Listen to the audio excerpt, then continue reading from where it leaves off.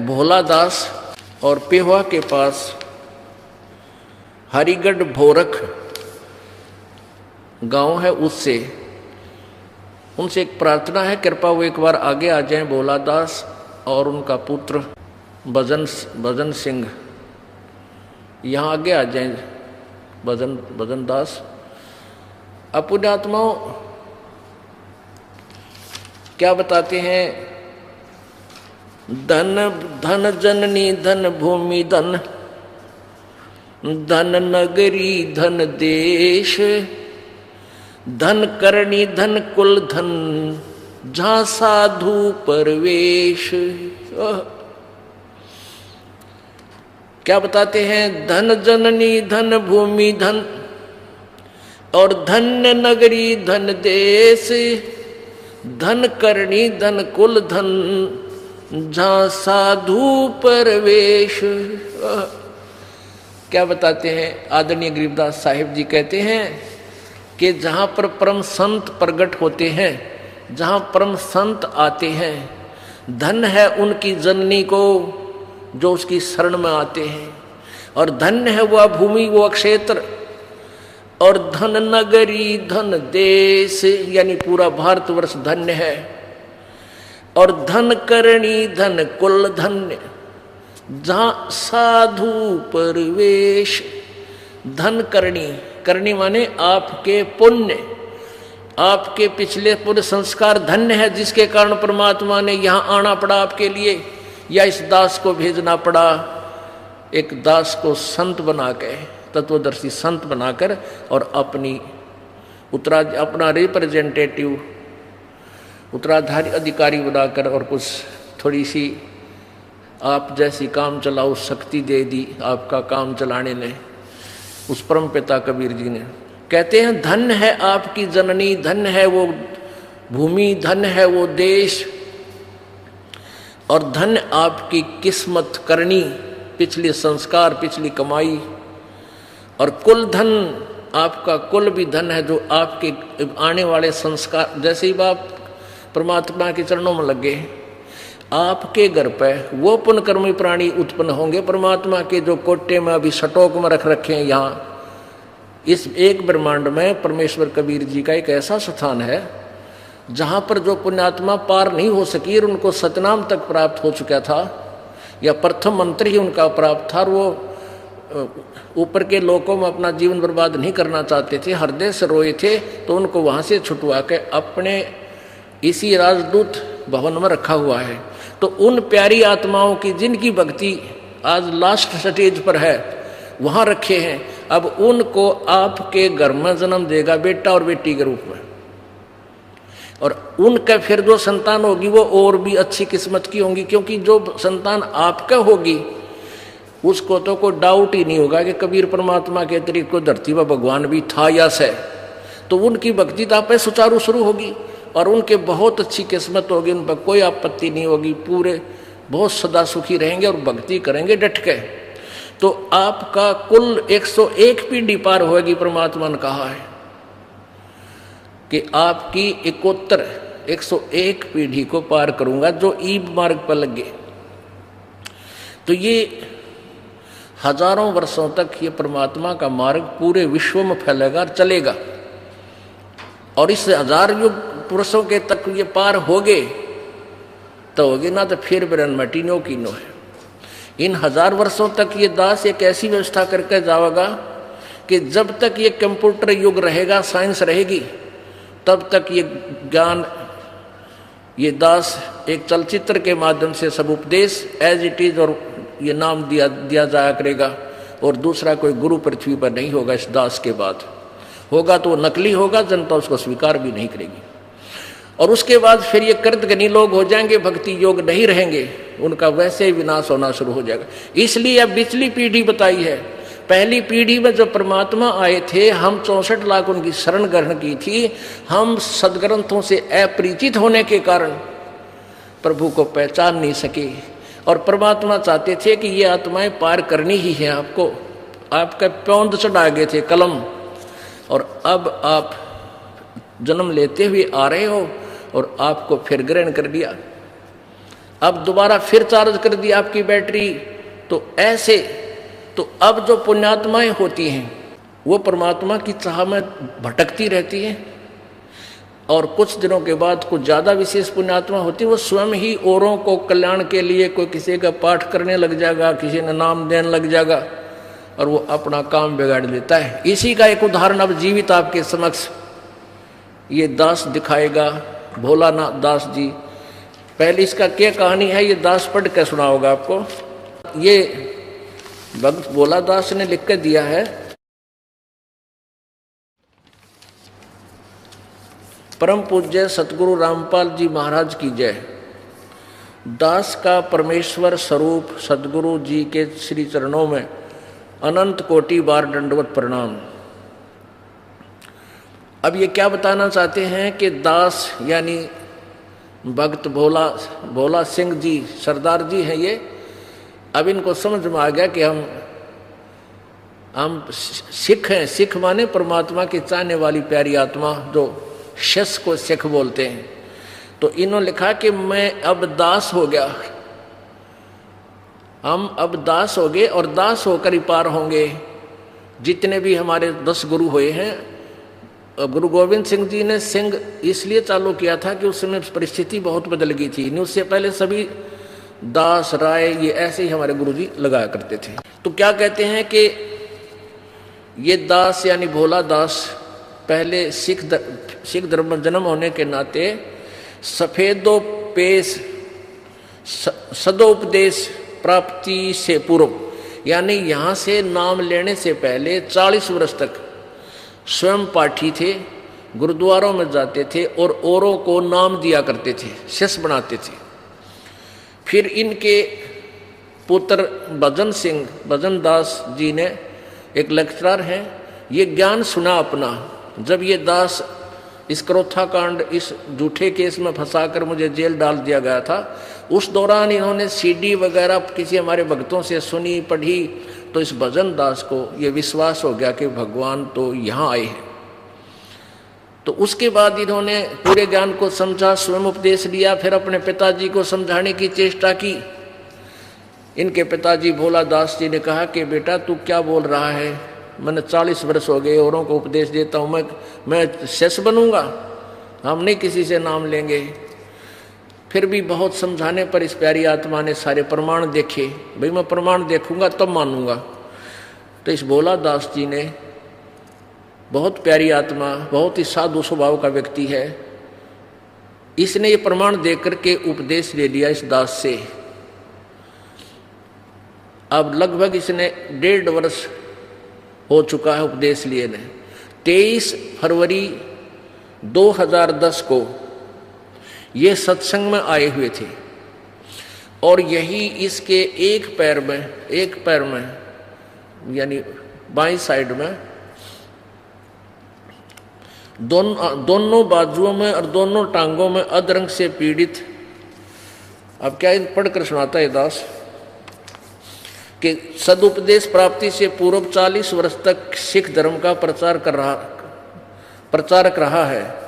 सतनाम वाहेगुरु नाम जाप करते थे, यानी ये नाम जाप करते थे, सतनाम श्री वाहेगुरु, सतनाम श्री वाहेगुरु। अब गरीबदास जी ने कहा है कि झांकी वे कबीर की नानक कीती वाह सिक्खा के गल पड़ी कौन छुटावे था। नानक साहेब जी ने कबीर परमेश्वर की झांकी यानी वहाँ का नज़ारा देखा सतलोक का। उसके बाद बनारस में आकर के जब काशी में परमात्मा एक जुलाहे का काम कर रहे थे, धाणक का, और वही स्वरूप जो ऊपर देखा था सतलोक में, और वो सामने बैठा है। ये श्री गुरु ग्रंथ साहिब के पन्ना पृष्ठ नंबर 24 पर लिखा है कि फाई सूरत मुल्क की वेश ए ठगवाड़ा ठगी देश, खरा सियाणा बहुते भार ये धाणक रूप रहा करतार। आख्या में पानी भर लिया। अरे लोगों देखो यो धाणक रूप रहा करतार, ये धाणक, ये दुल्हा बैठा, ये भगवान है। और फिर जब वो नाम प्राप्त हुआ ना, ये है सतनाम, तब कहा था वाहे गुरु, और मोक्ष होगा सतनाम से। पहले नानक साहिब जी हिंदू धर्म में जन्म होने के नाते श्री कृष्ण जी के कट्टर पुजारी थे, गीता जी का पाठ करते थे।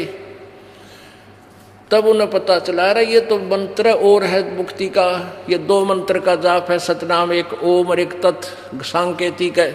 ये दास बताएगा जो सतनाम बनेगा।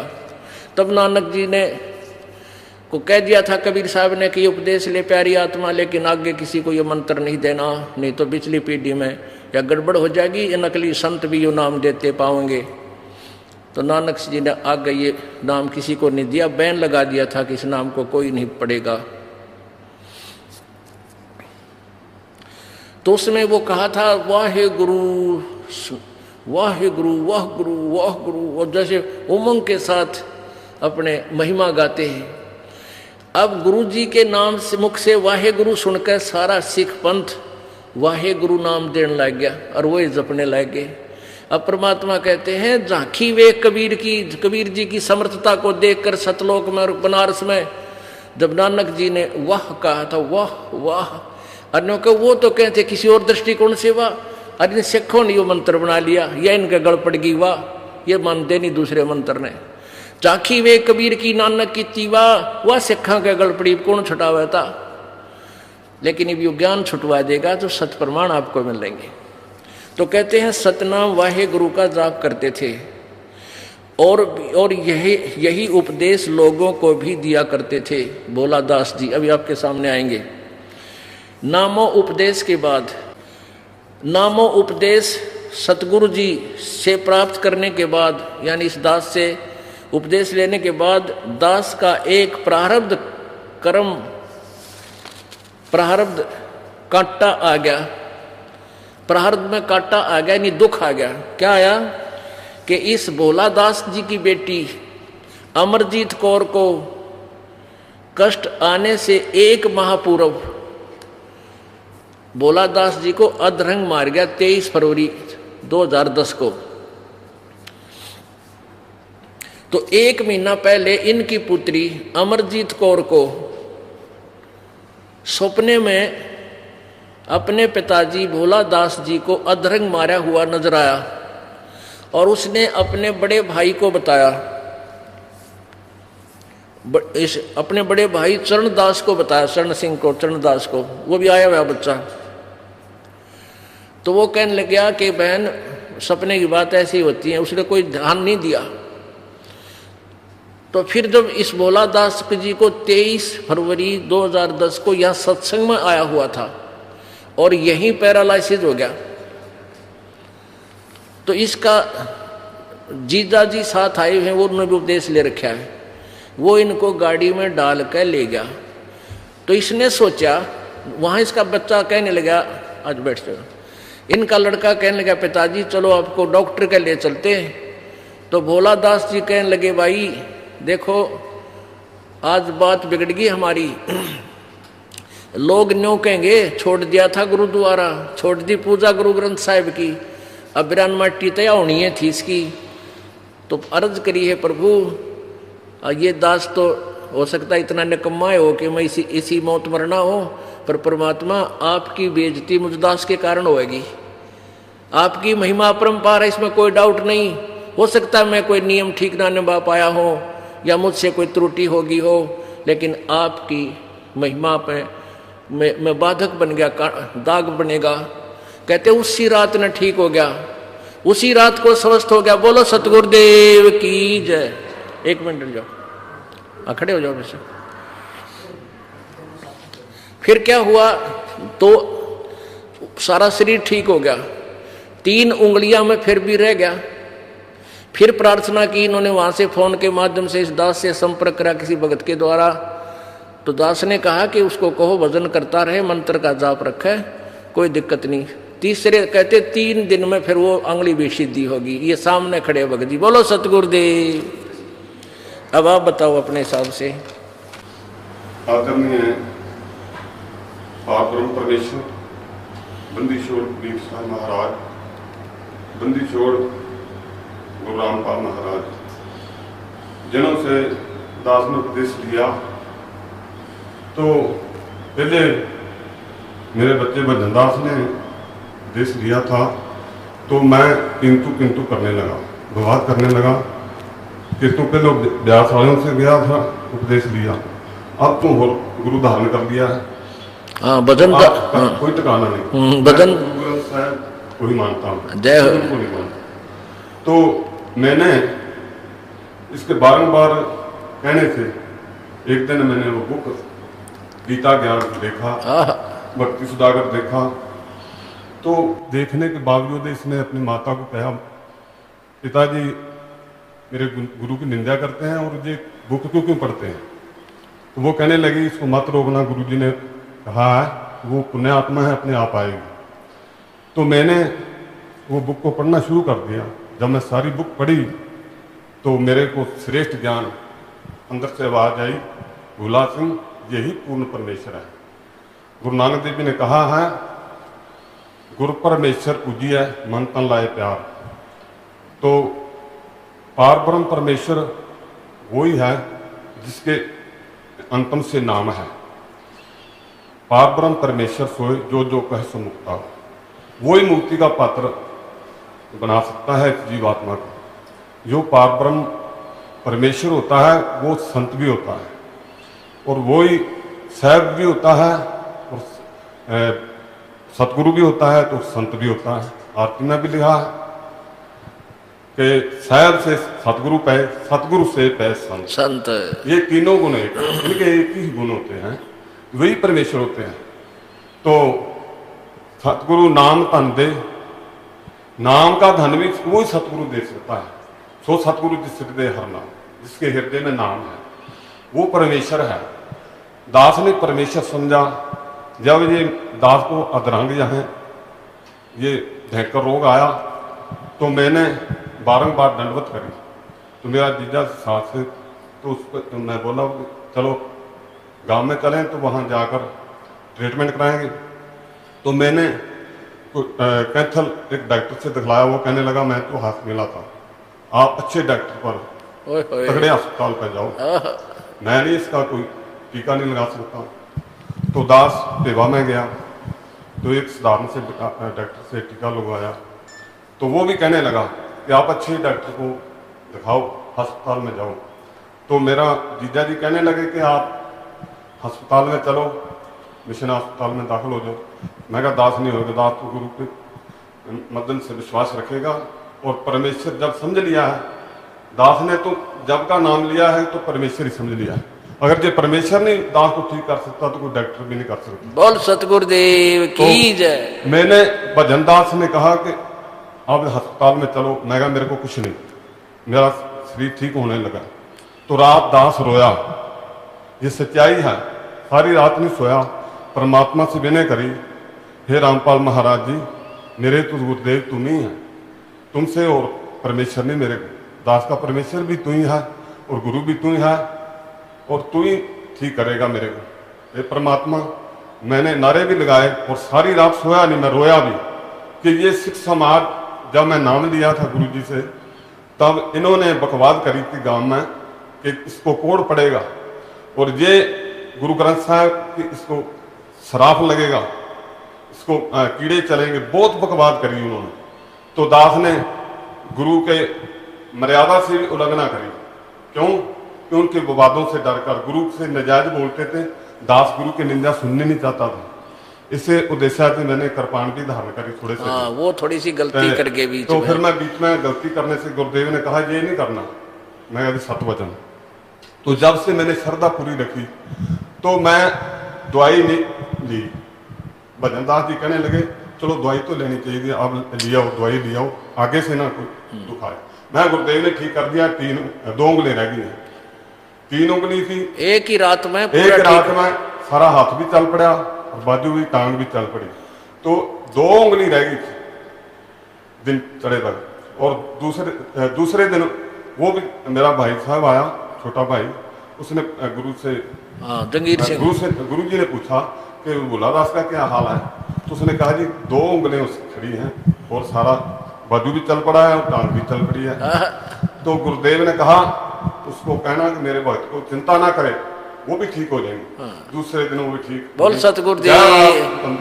जय रामपाल महाराज, जय महाराज रामपाल जी। ये मैंने नारा सारी रात ही लगाया, सारी रात नहीं दास हुआ। आपकी बेटी को कैसे? तो मेरी बेटी को 1 महीना पहले सुन आया कि मेरे पिताजी को अधरंग हो गया और मेरा बड़ा बेटा उसको कंधे से लगाकर जा रहा है। तो उसने उससे पूछा, तो वो कहने लगा पिताजी तो कुछ भी नहीं है, वो तो ठीक ठाक है। तो वो कहने की सपना आया, चलो सपने की बात तो ऐसी होती है। तो जब उसका महीना पहले सपना आया, वो सपना भी उसका सच्चा हो गया। तो ऐसे मैं दास तो कहता हूँ कि ये ही पूर्ण परमात्मा कबीर साहब जी आप ही स्वयं इस सृष्टि पर आए हैं और ये नाम दे रहे हैं। यही ये ज्ञान परमात्मा कबीर साहब जी सृष्टि के मालिक, यही ये ज्ञान सुना सकते हैं। और सतलोक भी यही दिखलाने वाले परमेश्वर थे, जिन्होंने सारे अपने संतों महात्माओं को, जिन्हों को आदरणीय गरीबदास, आदरणीय धर्मदास, आदरणीय शीतलदास जी, आदरणीय गरीबदास जी, नानकदास जी, तो जिन्हों को परमेश्वर ने अपना सतलोक दिखलाकर उनको नुमाइंदा बनाया, गवाह बनाया। अभी इन्हीं के मदन से, सतगुरु रामपाल महाराज जी के मदन से मेरे को तो यही निश्चित हो रहा है कि कबीर साहब जी ही आप इनके मदन से सारा उपदेश कर रहे हैं और सारी सृष्टि का ज्ञान सुना रहे हैं। और दुख को दूर करने वाला और सृष्टि पर कोई संत नहीं कि ऐसे भयंकर दुख को, ऐसे हदरंग के दुख को जो वचन से नष्ट कर देवे, तो ऐसा कोई भी संत पृथ्वी पर नहीं। मेरी दास की बेनती है, आदरणीय पुण्य आत्मा, आप निश्चित होकर पूरी श्रद्धा से गुरुदेव को परमेश्वर मानना है। अब हम गुरु को परमेश्वर जानेंगे, तभी हमारा परमात्मा उद्धार करेगा। गुरु परमेश्वर जानिए तो तभी हम गुरु हमारा पार पारा करेंगे। गुरु परमेश्वर पूजिए, मन तन लाए प्यार। सत साहिब, सत साहिब, बस ठीक हो गया जी, बहुत जय हो बंदी, जय हो बंदी महाराज गुरु रामपाल महाराज की। सत साहिब, सत साहिब जी। ये आपके समक्ष इनके पुत्र छोटे वाले भक्त भजन दास जी, ये लेक्चरर हैं, बहुत एजुकेटेड और बहुत सभ्य बालक हैं। तो इन्होंने सबसे पहले, क्योंकि आज शिक्षा का हमें सबसे बड़ा लाभ ये है कि हम भगवान को पहचानेंगे। दास बार बार यही कह रहा है ना, इस शिक्षा जैसा अवगुण कहीं नहीं है। इसने हमारे को कति नालायक बना दिया इस शिक्षा ने, लेकिन इस शिक्षा का एक परम लाभ है परमात्मा ने इसलिए प्रचार करवाया कि हम भगवान पहचानेंगे। इस बच्चे ने जब नाम लिया, बहुत अच्छी तरह बुक पढ़ी, ये दास ने जो निष्कर्ष निकाल कर, ये ज्ञान सुलझा के, ये 9 मन सूत सुलझा के पुस्तक बना रखी है। कबीर जी कहते हैं, 9 मन सूत उलझिया ये ऋषि रहे जखमार, और सतगुरु ऐसा सुलझा दे उलझे ना दूजी बार। तो उस सुलझे हुए सूत को इन बच्चों ने देखा, यानी पुस्तक पढ़ी दास के द्वारा, सब सदग्रंथों से प्रमाण लेकर लिखी हुई।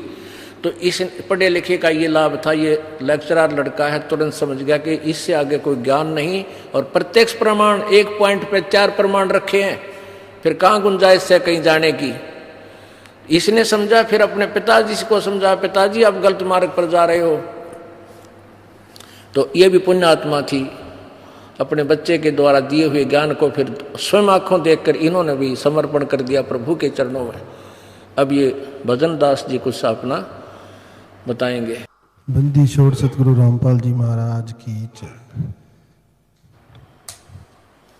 दास ने जनवरी 2006 में सदुपदेश प्राप्त किया गुरुदेव से, और उसके बाद दास के जीवन में कुछ प्रारब्ध संकट भी आए, कुछ समस्याएं ऐसी आई जिनको स्वयं परमात्मा के सिवाय और कोई सुलझा नहीं सकता था। दास के पास एक पुत्री थी, और उसके बाद दास की बेटी को गर्भ था। तो कुछ डॉक्टरों ने उन्हें बेटी बता दिया था कि उनके गर्भ में बेटी है। उसके बाद वो भी, उन्होंने 1-2 डॉक्टर के पास गर्भपात करवाने की कोशिश भी की थी, लेकिन जब भी वो जहाँ जाती थी तो डॉक्टर कह देते थे कल को आना, और दूसरे दिन वो कहते थे ना भाई हम नहीं ये काम कर सकते। हमें तो रात में सपने में इतने परेशान रहे कि मतलब हमें तो ये कहा गया कि इस बच्चे को हाथ ना लगाया जाए। तो 2-3 डॉक्टर्स ने जब जवाब दे दिया तो फिर वो, मतलब पहले दिन ये लड़की, इसकी पत्नी को गर्भ था, और पहले आपके पुत्री थी, पहले पुत्री थी, दूसरी भी डॉक्टरों ने बता दी ये पुत्री है। तो इन्होंने सोचा कि इसका गर्भपात करवा जाओ, डॉक्टर चेक करें और बता दें पुत्री है, कल आ जाना। अगले दिन जाएं तो कहते हैं डॉक्टर ये कहता कि एक चीज ने हमें इतना परेशान कर दिया कि खबरदार देश का हाथ लगा दिया था लड़की के गर्भ को, हाथ नहीं छुओगे तुम, उन हाथ जोड़ दिया, अगले दिन काम नहीं कर सकते। आगे बताइए। तो परमात्मा की दया से मैं तो बहुत डर गया, क्योंकि हमारी बरादरी एक लुबाना बरादरी है, वो इस मामले में यानी बहुत बदनाम है कि वहाँ बेटियों की जब शादी करते हैं तो शायद लाखों की बात नहीं रही, अब करोड़ों का दहेज देने वाली बात हो गई। कहीं टाटा सफारी गाड़ी देनी पड़ती है, कहीं कैसे, तो वो बड़ी परेशान होगी कि अरे 2 बेटियों को कैसे ब्याएंगे, हमारी तो नौकरी है। हमारे बरादरी में ज़्यादातर विदेशों में लोग चले जाते हैं और वहाँ पे काफ़ी इनकम हो जाती है उनकी, तो उसके मुकाबले हम नौकरी पेशे वाले उतना अच्छा नहीं कर पाते, तो उस वजह से मैं भी परेशान था। तो लेकिन जो मर्यादा थी गुरुदेव की कि दहेज भी नहीं देना हमने, और वो तो अब भी हम उस पर कायम रहेंगे, बिल्कुल नहीं देंगे, चाहे बेटी घर में बैठी रहे। और वो लड़की, इसकी पत्नी ने उपदेश नहीं ले रखा था, इस बच्चे ने अकेले ने उपदेश ले रखा था उस दौरान, ऐसा ही है। हाँ जी। उसके बाद फिर वो काफ़ी भला बुरा भी बोलती थी कि आपके गुरुजी की वजह से मैं 2 बेटियों की अब माँ बन जाऊंगी। तो खैर परमात्मा की दया हुई, मैं डरता डरता जब डिलीवरी का टाइम आया, अम्बाला में डिलीवरी थी, मेरे ससुराल अम्बाला कैंट में थे, तो मैं गया डरता डरता, तो मैं बैठा बड़ा मायूस सा हुआ कि अरे अब तो मेरी भक्ति में बहुत बड़ी बाधा बनेगी, ये तो सारी उम्र मेरे को ताने देगी और मेरे लिए तो नर्क बन जाएगा जीवन। लेकिन परमात्मा की ऐसी दया हुई, एक नर्स आई दौड़ी दौड़ी, कहती बधाई हो। तो मैंने इधर उधर देखा कि शायद किसी और को बधाई दे रही, मेरी तो बेटी होनी थी। तो मेरे ससुराल वाले भी मेरी तरफ काफ़ी देर, मेरा ससुर और मेरी सास दोनों नहीं बोले मेरे साथ, ऐसे घूर घूर के देखते रहे, किसने गर्भपात नहीं होने दिया। वो भी इतनी दुखी थी, किसने गर्भपात नहीं होने दिया, एक बेटी और होगी आज।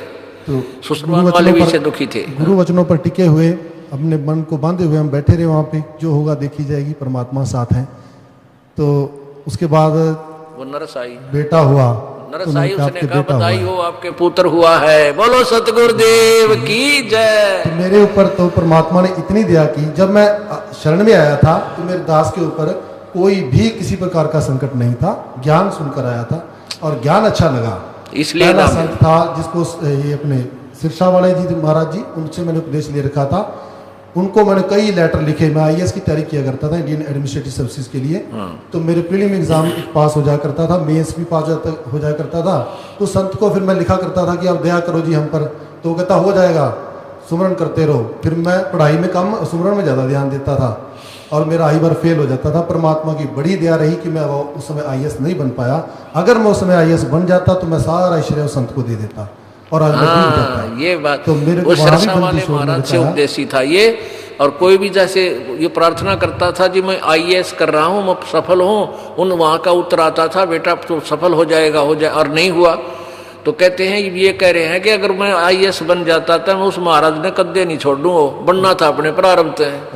तो ऐसी दया मालिक हुई कि नहीं बना, परमात्मा ने नहीं बनने दिया। मैं बहुत खुश हूँ कि मैं आईएएस नहीं बना, क्योंकि मुझे फिर ये वस्तु नहीं मिलनी थी, ये पद पोस्ट तो पता नहीं कितनी बार प्राप्त कर ली। वाह बेटा, तो मालिक ने जो ये दया की है, नाम की दया की है, ये वास्तविक नाम, ये इसका प्रमाण, इतने प्रमाण देखे हैं हमने, तो हो आत्मा गदगद हो गई है। अभी तक तो 2 मंत्रों का प्रमाण मिला है, तीसरा अभी मालिक दया मिलेगा, तीसरा करेंगे दया, मालिक करेंगे दया। वो तो कहते थे तुम्हारा एक पांव यहाँ पे है, दूसरा सतलोक में है। हम भी सरसा वाले बकाया करते थे अब हम तो दृढ़ हो गए थे कि सतलोक में जाएंगे पक्के। जब पता चला तेरा भला हो, इसमें 3 नाम बिल्कुल कहीं प्रमाण नहीं है। जब हमने पढ़ा सतगुरु की किताब में सतपुरुष काल मूल शब्द स्वरूपी राम, ये तो नाम ही नहीं कहीं, ये तो कितना नाम नहीं, किसी प्रमाण में नहीं है। तो पटक दिया उस संत को, कहता नकली गुरु को लित्तर मारे, इनको नीचे पीटे, इनको पीटे, इनको पकड़ घसीटे। मालिक आपने बड़ी दया करी, अपने दास पर यूं दया बनाए। बोलो सतगुरुदेव की जय। संत शरण में आने से आई टले बला, जय मस्तक में सूली हो व काटे में टल जा।